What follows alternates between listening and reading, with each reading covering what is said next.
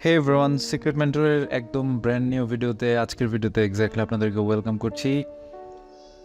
আমাদের আজকের টপিকটা অ্যাকচুয়ালি ইউনাইটেড স্টেটস নিয়ে, যেটাকে আসলে সবচেয়ে বেশি পপুলার স্টাডি ডেস্টিনেশন তো অবশ্যই, সাথে যেটাকে আসলে ড্রিম কান্ট্রি হিসেবে বিবেচনা করা হয়।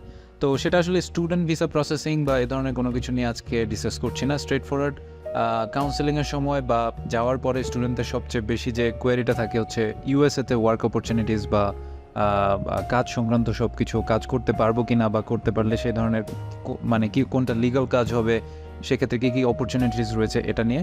তো আজকে অনেক কিছু ক্লিয়ার করে দেবো। আজকের টপিক হচ্ছে work opportunities in the United states, specially আপনি যদি স্টুডেন্ট ভিসাতে ইউনাইটেড স্টেটসে যেয়ে থাকেন। চলুন স্ট্রেট ফরওয়ার্ড মেন টপিকে যাওয়া যাক।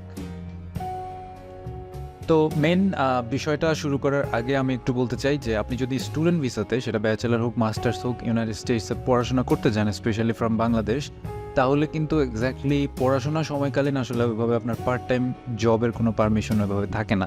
এটা হচ্ছে টু বি অনেস্ট। আরেকটা ইনফরমেশন দিয়ে রাখি, সেটা হচ্ছে আসলে আপনি যদি ওখানে জব করেও থাকেন তাহলেও আসলে ওইভাবে লিগালি কেউ আসলে আপনার এগেনস্টে অ্যাকশনে যাবে না। যেমন আমি কম্পেয়ার করলে যদি অস্ট্রেলিয়া বা ইউকের কথা বলা হয়, সেখানে যেমন আপনার 20 আওয়ার্স বা 24 আওয়ার্স পার উইকে ওয়ার্ক পারমিট রয়েছে। তো সেটা যদি আপনি ক্রস করেন বা সেটা যদি কোনোভাবে প্রশাসন টের পায়, তাহলে কিন্তু তারা আপনার এগেনস্টে অ্যাকশন নিতে পারে এবং আপনার স্টুডেন্ট ভিসাতে সেটা ইম্প্যাক্ট বা এফেক্ট পড়তে পারে। ইউনাইটেড স্টেটসে এমন কিছু নাই। সো আসলে বেসিক্যালি বাংলাদেশ থেকে যারা যায় তারা আসলে সবাই অনেকে পার্ট টাইম তো জব করছে, এক্সট্রা আওয়ার্সও জব করছে। সো সেটা যেহেতু আসলে লিগাল কোনো বিষয় না, বাট এটা একটা কমন প্র্যাকটিস, সেটা আসলে বলে দিলাম।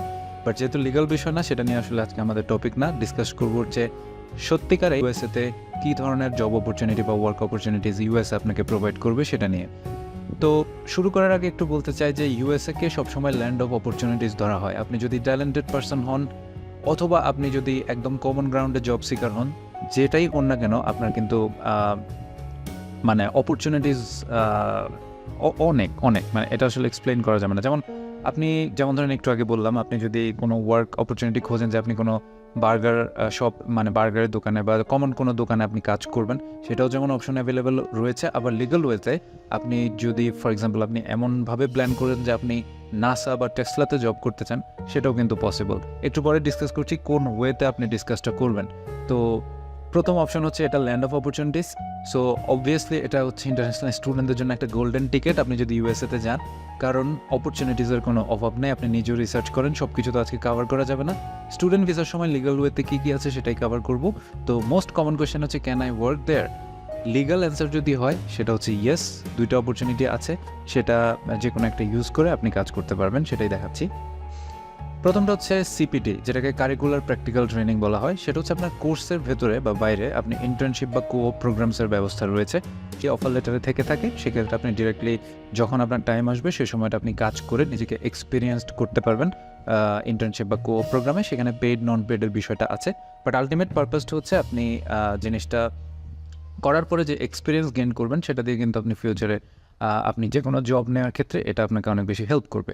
তো সিপিটির আন্ডারে যদি যান, এটা হচ্ছে একটা লিগাল মেথড।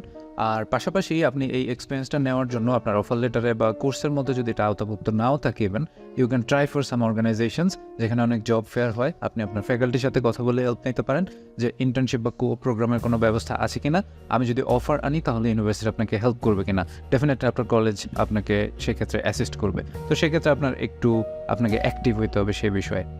আরেকটা বিষয় হচ্ছে অপশনাল প্র্যাকটিক্যাল ট্রেনিং বা ওপিটি। এটা হচ্ছে পড়াশোনা শেষে আপনাকে স্ট্রেট ফরওয়ার্ড 12 মান্থস কাজ করার পারমিশন দিবে। যদিও আপনি প্রথমেই যে ভিসাটা পাচ্ছেন সেটা 5 বছরের একটা স্টুডেন্ট ভিসা। আবারও বলছি, মানে যেটা টার্মিনোলজিতে নাই সেই অনুযায়ী কিন্তু আপনি আনলিমিটেড জব করতে পারছেন। আমি আসলে আজকে লিগাল বিষয়গুলোই বলছি। তো সেভাবে চিন্তা করলে আপনি পড়াশোনা শেষে 12 মান্থসের একটা আফটার গ্র্যাজুয়েশন ও কাজ করার একটা সুযোগ পাচ্ছেন। এবং আপনি যদি স্টেম থেকে আপনি যদি আসেন, লাইক সায়েন্স, টেকনোলজি, ইঞ্জিনিয়ারিং বা ম্যাথমেটিক্সের কোনো সাবজেক্ট, মানে এই ফ্যাকাল্টি বা ডিপার্টমেন্টগুলোর আন্ডারে, তাহলে এটা কিন্তু আপ টু 36 মান্থ পর্যন্ত আপনি করতে পারছেন। তারপর লিগালে আপনি জব ভিসাতে ট্রান্সফার হতে পারছেন, বা আপনার স্পন্সর কালেক্ট করাটা খুব একটা বিষয় না।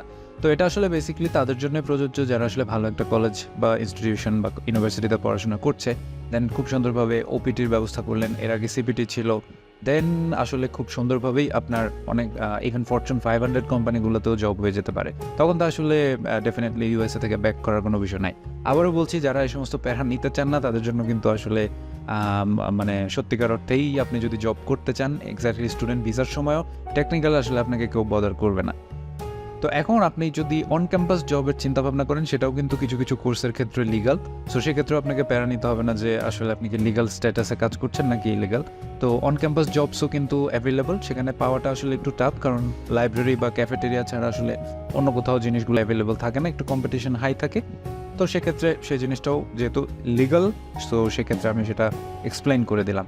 এবার আসি মেইন প্রসঙ্গে, সেটা হচ্ছে আপনি যে কাজই করেন না কেন, আপনি যদি ইউএসএতে পড়াশোনা শেষ করে একটা ভালো জব করে সেটেল ডাউন করতে চান, সেটাই যদি আপনার প্ল্যান হয়ে থাকে, তাহলে প্রথম থেকেই আপনার রিয়েল কিকার হবে আপনার নেটওয়ার্কিং।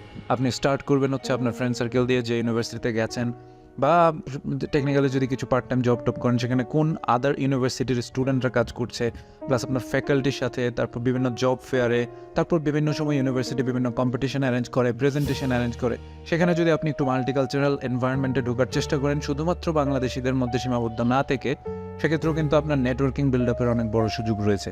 তো এই বিল্ড আপ আপনি এটা আসলে একটা স্কিল, এটা যদি আপনি ডেভেলপ করেন, এটা যে আপনার কেমন কিকার হবে আপনি নিজেও বুঝতে পারবেন না, এটা আপনাকে অনেক দূর পর্যন্ত নিয়ে যাবে। তাই গেছে আপনি সিলিকন ভ্যালি পর্যন্ত চলে যেতে পারেন because of this networking. Definitely আপনার কাজের স্কিল থাকতে হবে, সো সেই জিনিসটাও আস্তে আস্তে আপনাকে ডেভেলপ করতে হবে।